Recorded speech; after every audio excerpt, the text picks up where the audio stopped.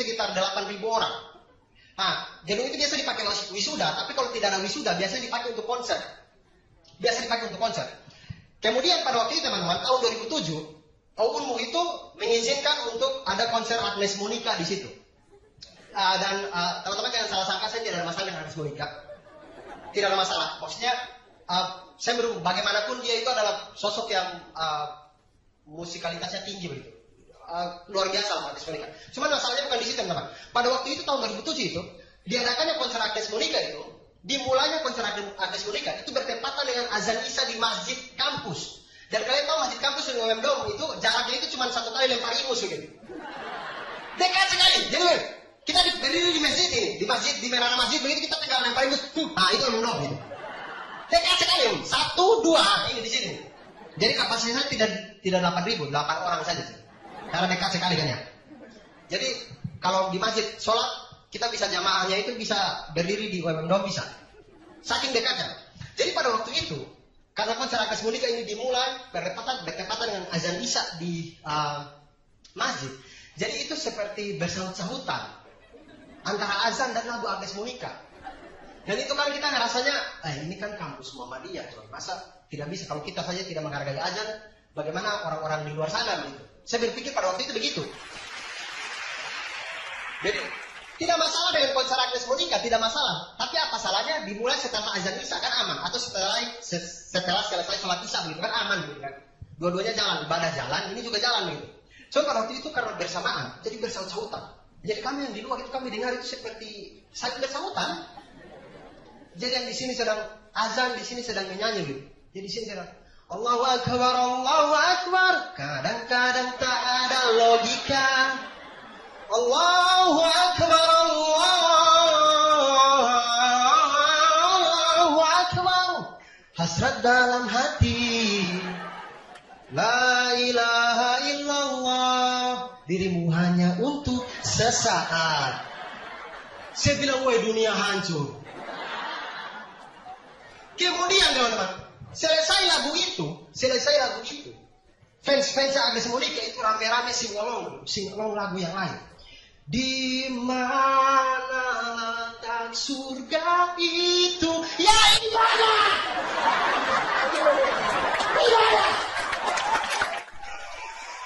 Pakai nyanyi. Ya, ini azan, ada azan panggil orang ibadah. Ini dia azan. Dia di sini tanya, surga di mana? Surga di mana? Ya azan. Ya azan, ya ibadah. Ya kan, salah. Sumpah. Ini emosi. Akhirnya waktu itu saya protes ke Pak Rektor pada waktu itu. Rektor sampai sekarang masih rektor yang sama. Ya masih yang sama. Saya kesana saya protes, Pak, Bapak.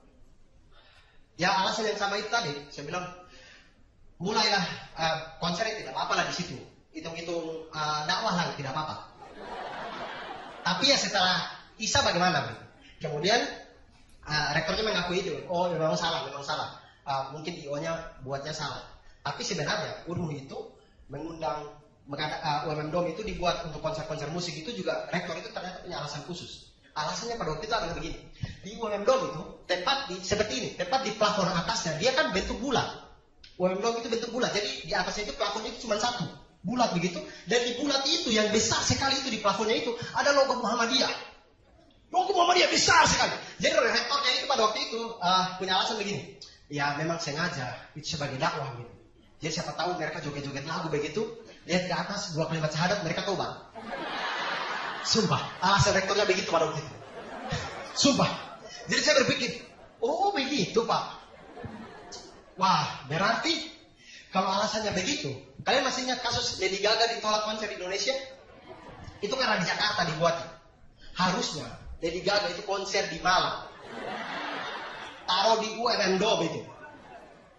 Atau kalau perlu, penontonnya itu semua kompak bawa bendera Muhammadiyah. Datang. Jadi begitu Lady Gaga, good night Malang. Semua itu langsung sikap lilin, begitu sikap ini. Langsung menyanyi Mars Muhammadiyah.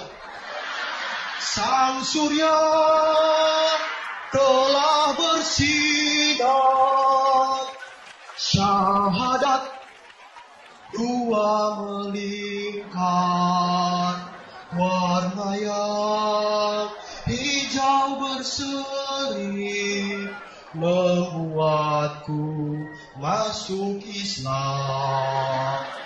Itu saya yakin. Lady Gaga habis konser, satu langkah keluar dari UM itu dia mualaf. Mualaf, saya yakin. Hanya pada waktu itu tidak dibuat sih. Nantilah kapan-kapan kita buat. Atau kita pindah ke Universitas Muhammadiyah Solo sini. Kita pindah di situ. Tapi buat dulu atap yang ada syahadatnya itu. Dan memang terkadang teman-teman, terkadang dalam hidup itu kita membuat keputusan dari alasan-alasan sederhana. Kadang memang begitu. Contoh, saya kasih contoh nih ya teman-teman. Menurut saya, ini materi yang agak berat untuk di Solo. Menurut saya, kalian akan tahu materi apa karena kenapa saya bilang berat ini. Menurut saya teman-teman, kebijakan presiden kita, subsidi BBM itu menurut saya itu tidak masuk akal. Mencabut subsidi BBM itu tidak masuk akal. Itu sama tidak masuk akalnya dengan kubu Prabowo membuat DPRD pemilihan pilkada itu kembali ke DPRD. Itu sama-sama bullshit menurut saya. Saya tahu ini kandangnya Jokowi, teman-teman. Makanya saya bilang ini materi agak berat begitu. Saya tahu daya hati Jokowi banyak sekali di sini. Dan jujur teman-teman, kita boleh kritis tapi jangan pesimis teman-teman, jangan pesimis. Walaupun saya dulu dukung Prabowo teman-teman, Tapi teman-teman, saya adalah orang yang pertama ketika Jokowi terpilih, saya percaya bahwa Jokowi bisa mengatasi masalah di Indonesia. Saya percaya itu. Sampai sekarang. Tapi yang membuat saya ragu adalah Jokowi bisa mengatasi masalah di Indonesia, tapi Jokowi belum tentu bisa mengatasi Amerika di belakangnya. Belum tentu teman-teman. Saya kasih tahu alasannya. Ini ada kaitannya dengan subsidi BBM yang kita dicabut teman-teman. Alasan-alasan dari pemerintah itu menurut saya tertentangkan gitu, tidak masuk logika gitu. Alasan yang pertama adalah subsidi BBM itu dikurangi untuk kembali biar dana itu kembali ke pendidikan, dan kesehatan dan segala macamnya. Kemudian menurut saya teman-teman, pendidikan itu dari zaman SBY, itu APBN itu sudah 20% untuk pendidikan, dan itu masih dikorupsi. Bayangkan kalau 20% semuanya dipakai untuk pendidikan, woi maju kita, maju. Itu sudah dikorupsi. Kemudian alasan kedua adalah kartu sakti Jokowi. Kartu sakti Jokowi itu teman-teman, itu tidak mengganggu APBN, tidak mengganggu sama sekali karena diambil dari CSR, BUMN. Artinya itu tidak mengganggu APBN, tidak mengganggu sama sekali. Subsidi BBM 100 triliun, pajak rokok itu 1 tahun itu 145 triliun. Berapa kali kalian yang bisa merokok, kalian itu bantu subsidi BBM selama ini?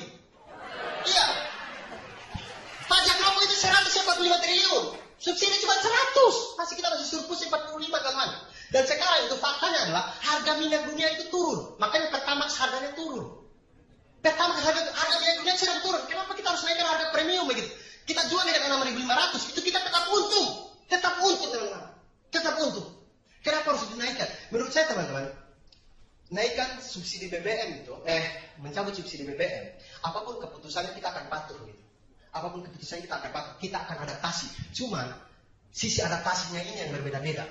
Mungkin kalau saya adaptasinya akan saya kurangi untuk ke kafe, saya kurangi untuk misalkan jajan-jajan yang tidak perlu, beli sepatu misalkan, beli baju begitu. Tapi teman-teman bayangkan kalau keluarga miskin di Flores Timur sana, itu satu keluarga teman-teman. Satu keluarga anaknya cuma 5 orang, anaknya 5 orang teman-teman, 5 orang. Kemudian mereka tuh bukan berbagi pakaian, bukan, mereka berbagi nasi teman-teman, berbagi nasi.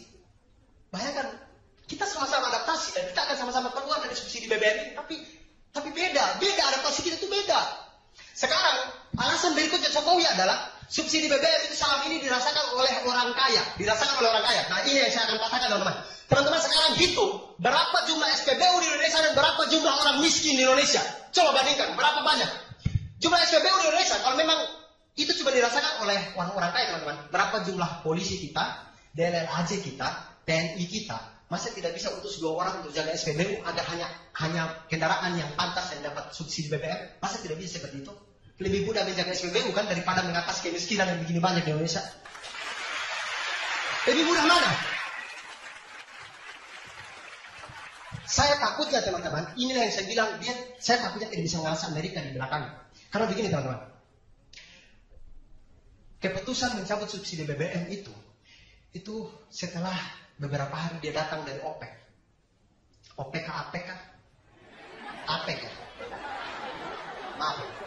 Saya terlalu menghayati materi ini, teman-teman. Sampai salah-salah. APEC, teman-teman. Jadi datang dari APEC. Dan saya takutnya, teman-teman. Jadi saya punya cerita begini. Saya punya teman di Malang. Jadi saya anak Juventus ini. Kebetulan tergabung di Juventus di Malang, teman-teman. Dan saya punya cerita begini. Saya punya teman di Juventus di Malang ini, teman-teman. Dia itu karena mau cari uang, akhirnya dia buat clothingan baju gitu. Clothingan baju Juve. Kemudian dia jual karena memang produknya dia biaya produksinya dia itu murah. Dia jual ke konsumennya dia itu dengan murah gitu. Ketika orang-orang lain jual dengan 110.000 misalkan per baju, dia jual dengan 70.000. Dan akhirnya orang-orang lari ke dia. Kemudian dia ini dibully di forum Juventini begitu. Dia dibully karena harganya dia terlalu murah gitu. Dibully, kamu matikan konsumen kita yang lain. Naikkanlah hargamu gitu. Tapi sampai sekarang itu dia memilih untuk mementingkan konsumennya. Dia tetap dengan harga 70.000. Saya takutnya APEC itu seperti forum Juventini ini. Kemudian ketika Jokowi ke sana, itu dikasih tahu pada saya takutnya ini ketakutan saya sendiri ya teman-teman, bukan fakta juga, cuma ketakutan saya. APEC itu menjadi forum itu, kemudian Jokowi ketika ke sana itu dikasih tahu, dinaikkan harga BBM kita agar Shell dan Total itu bisa berjualan di Indonesia, agar perusahaan asing itu bisa bersaing untuk berjualan di Indonesia. Saya takutnya itu, teman-teman. Jujur, kita ambil contoh kecil, misalkan di Flores Timur ya teman-teman. Jumlah orang miskin itu, jumlah SPBU-nya saja. Flores Timur itu satu kabupaten, sebuah kabupaten begitu. Kalian tahu jumlah SPBU-nya ada berapa? Cuman 2 buah. 2 buah, macam cuma 2. Jadi kalian datang itu mulai dari 0 ya, iya betul, 0. Apa? Premium Pertamax. Cuma 2. Sedangkan jumlah orang miskin di Flores Timur, banyak sekali. Yang di atasnya itu susah, dicukur sekarang 2-3 hari tumbuh lagi. Begitu saja kalau orang miskin di Indonesia, banyak. Di atas sekarang tumbuh lagi, di atas sekarang tumbuh lagi. Begitu teman-teman. Jadi, tapi jujur, sampai sekarang saya percaya, walaupun bagaimanapun saya percaya kalau Jokowi itu bisa mengatasi masalah Indonesia, dan kita semua mudah-mudahan kita berdoa agar Bapak Jokowi bisa menentaskan kemiskinan Indonesia. Amin, mudah-mudahan.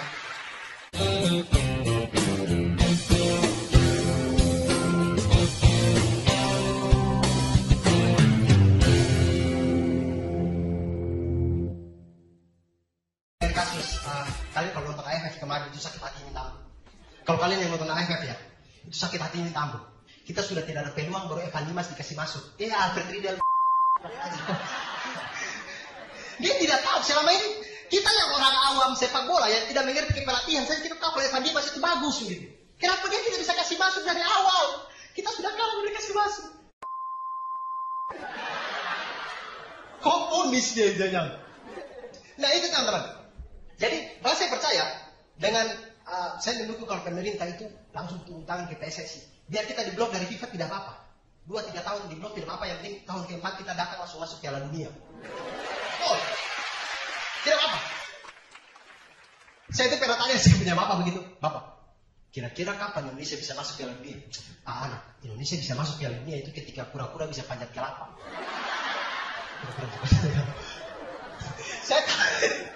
Saya takutnya kawan PSSI dari hari ini kemudian mulai pilih pura-pura mulai latih dia untuk panjat kelapa begitu. Ayo pura-pura ayo. Karena jujur, Indonesia itu pernah masuk Piala Dunia teman-teman. Kita itu pernah masuk Piala Dunia tahun 1938 kita pernah masuk Piala Dunia. Tapi nama kita pada waktu itu masih Hindia Belanda. Jadi waktu kita dijajah itu kita masuk Piala Dunia. Tapi waktu kita merdeka kita cuma jadi penonton Piala Dunia. Itu ibarat waktu pacaran bisa cium-ciuman, begitu nikah cuman lihatan foto gitu. Oh sayang. Itu pun foto ronsen.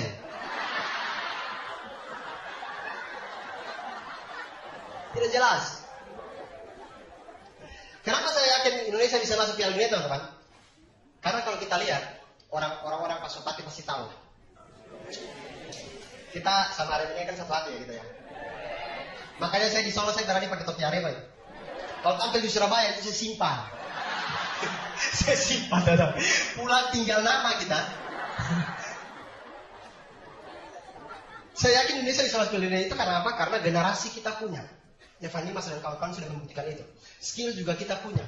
Pendukung apalagi jangan ditanya teman-teman.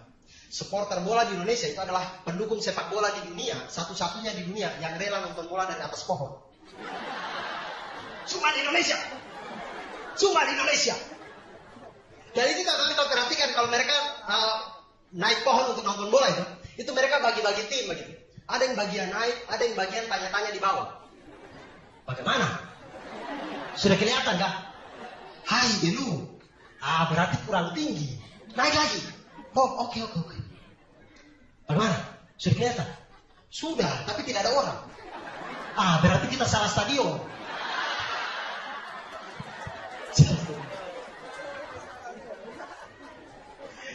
Generasi kita tuh banyak teman-teman. Salah satu gambaran teman-teman. Luasnya Indonesia teman-teman. Dari jalur stand up comedy ini akhirnya saya pernah bertandang ke Sulawesi. Sebelumnya itu belum pernah sama sekali. Saya pernah ke Sulawesi teman-teman di Palopo. Kalian tahu Palopo di mana? Palopo itu teman-teman itu salah satu kabupaten di Sulawesi Selatan. Dan kalian kalau mau ke sana itu tidak ada langsung. Jadi kita harus pakai pesawat, kita sampai di Makassar, kemudian dari Makassar itu kita jalan sekitar 10-12 jam baru sampai di Palopo. Jauh sekali. Jauh. Itu perjalanannya itu kalau kita buat skripsi itu bisa dari judul sampai daftar pustaka itu. Woi, jauh. 2 kali PP Makassar Palopo itu pulang-pulang sarjana. Baru, tapi bedanya Sulawesi Selatan itu lebih maju teman-teman. Sulawesi Selatan itu gubernurnya bagus mungkin. Pembangunan itu lebih bagus. Jalan itu sudah ada 2 jalan begitu. Ada pelang di tengah begitu. Jadi jalur sini begitu. Lebar. Kemudian jalannya bagus-bagus. Kalau di NTT, jalan antar kota itu mama sayang ya. Itu jalan antar kota itu teman-teman. Kecil macam ini karpet merah ini. Kecil sekali, anak-anak kecil seperti ini, kecil ini. Kecil sekali, sudah begitu. Sudah kecil itu, kanan itu tebing, kiri jurang, tengah lubang. Kita tinggal pilih mau kecelakaan yang kayak apa itu. Kecil. Kalau kita bawa mobil, ketemu dengan mobil yang dari sana, kita bawa mobil dari sini, ketemu mobil dari sana, itu kita harus saling mengalah. Walaupun orang timur harus mengalah. Harus mengalah gitu. Jadi di sini berhenti, di sana juga berhenti. Akhirnya yang lewat, monyet. Wah. Monyet hutan. Itu teman-teman. Makassar Palopo. Ini saya kasih gambaran biar kalian tahu jauhnya Makassar Palopo ya teman. Kalian kalau perhatikan bisa sambil buka Google biar kalian tahu kalau saya tidak tipu. Bentuk Pulau Sulawesi itu kurang lebih itu seperti ini. Ini ya, bentuk Pulau Sulawesi. Bentuk K begitu kan ya.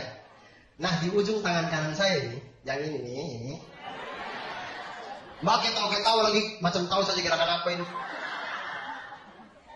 Nah, tangan kanan saya ini Sulawesi Utara, Manado.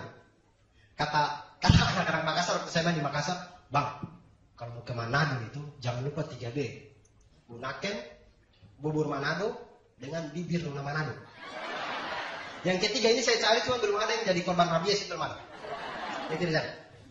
Iya, kemudian mulai turun ke bawah teman-teman. Mulai turun ke bawah, turun ke sini ini. Di sini ini Palu. Sumpah Palu itu pasti di sini. Ini Palu. Kemudian di sebelahnya Palu kalian tahu apa? Di sebelahnya Palu itu Poso. Ini Palu, ini Poso. Makanya wajar ini tempat konflik. Wajar. Kemudian ujung kaki kanan saya ini Makassar, Sulawesi Selatan. Kemudian kalian tahu kenapa Makassar dan Palopo itu jauh? Kalian tahu Palopo ada di mana? Palopo itu tepat di daerah tersimpan berbagai macam gitu kan. Ini tepat di situ, tepat di tengah situ, itu Palopo. Makanya perjalanan kenapa jauh? Karena kita merangkak pelan-pelan dari bawah. Kita dari bawah pelan-pelan gitu, pelan-pelan masuk Palopo pelan-pelan. Makanya saya di dalam mobil itu, sepanjang Makassar ke Palopo itu, saya dalam mobil itu ketika mau masuk Palopo itu saya rasa geli-geli sendiri gitu. Aduh Pak Sopir. Aku kurang ketenya Pak Sopir, kurang ketenya. Aduh Pak Sopir, aduh mama saya, aduh. Gini sekali. Untungnya waktu kami masuk Palopo itu malam-malam, tidak pagi-pagi. Pada saat kita baru bangun tidur begitu. Karena saya yakin kalau kita sampai pada saat baru bangun tidur, saya yakin di tengah kota Palopo itu ada batang pinang besar sekali. Besar, pagi-pagi kan dia bisa tegang kan? Saya yakin itu ada batang pinang besar sekali di situ. Jadi orang Palopo itu kalau 17 Agustus kalau mau lomba panjat pinang itu mereka tunggu itu pinang berdiri. Pagi-pagi itu, wah, sudah ada pilang. Mulai ambil oli, mulai oles-oles di situ. Oles. Itu begitu panjat pinang terjadi, itu baru dipanjat 2-3 kali, itu langsung ada salju turun dari atas.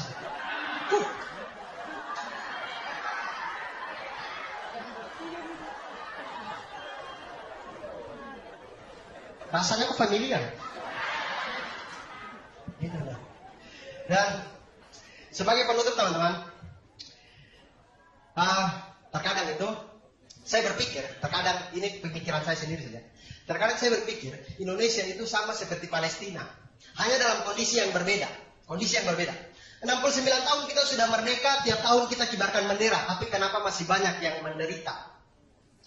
Kalau kata teman saya, Martin dan Ursula itu, dari selatan, utara, timur ke tenggara, itu jangan ada dusta di antara kita. Ya. Kalau memang kita sudah merdeka, kenapa akses pendidikan dan kesehatan masih sulit seperti di jalur Gaza? Kenapa? Teman-teman, kita ini memang seperti Palestina, hanya dalam kondisi yang berbeda. Kita mampu berdiri di atas kaki dua, tapi tidak mampu tegakkan kepala. Kita kaya akan sumber daya, tapi terkungkung di bawah negara adidaya. Saya atur. Terima kasih.